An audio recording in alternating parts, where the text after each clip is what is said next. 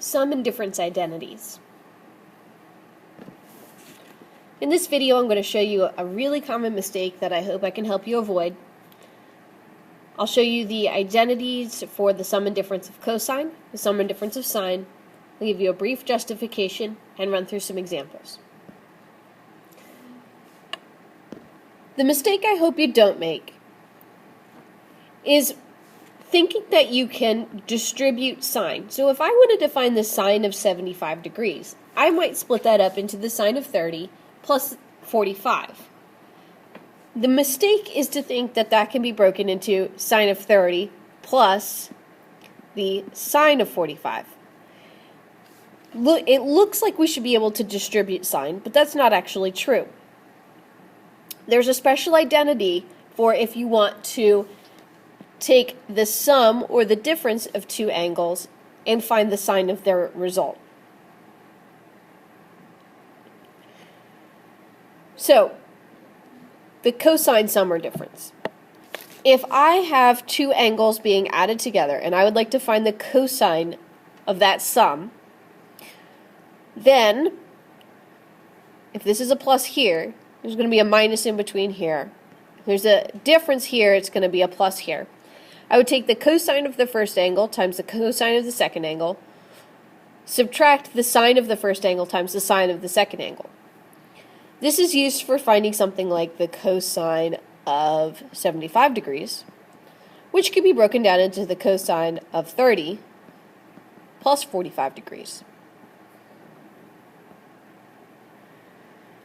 Similarly, we can do the sum or difference of sine. In this case, if it's a sum, it's addition. If it's a difference, it's subtraction. Why learn all of this when you could just plug it into your calculator? These types of identities get used in calculus. Here's our first example. Find the cosine of 15 degrees without using a calculator. First thing I need to do is change 15 degrees into either the sum or difference of two angles that we can find on the unit circle. This would be 45 minus 30.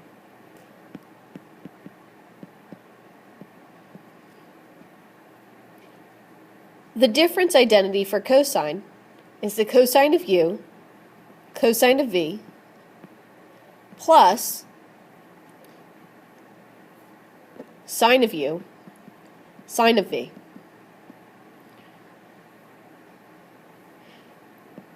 So, take the cosine of the first angle and the cosine of the second angle, add sine of the first angle, sine of the second angle.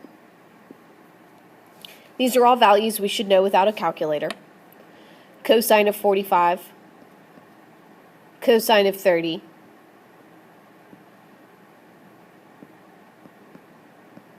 sine of 45, sine of 30. Reduce.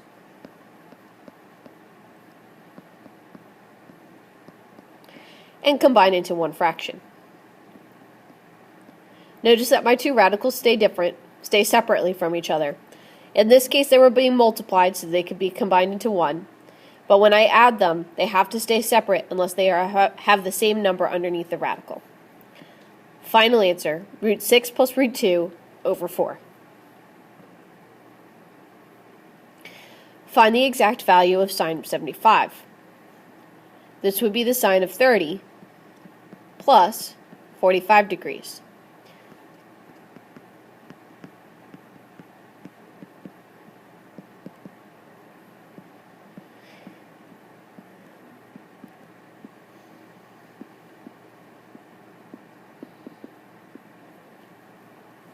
Filling in the two angles, the sine of 30 plus 45 becomes the sine of 30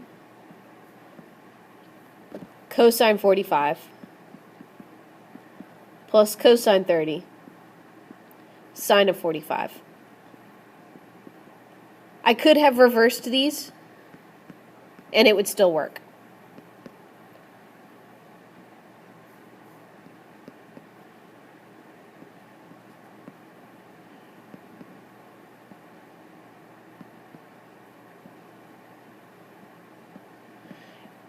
The numbers are going to look familiar.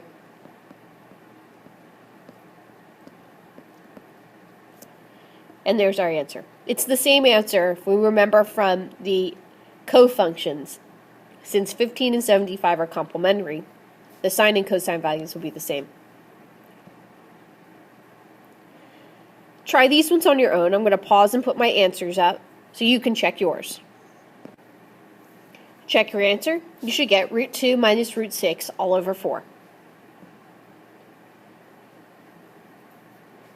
Here's 2 more examples. These 2 are working backwards. This looks like the sum identity for cosine. So my 2 angles must be 50 and 10. If it's the sum, they're being added together to get 60 degrees. The cosine of 60 degrees is 1/2. This one is the sum of sine, so it must be 5 pi over 12 plus pi over 12, which gives us 6 pi over 12, which is pi over 2. The sine of pi over 2 is 1. That's it.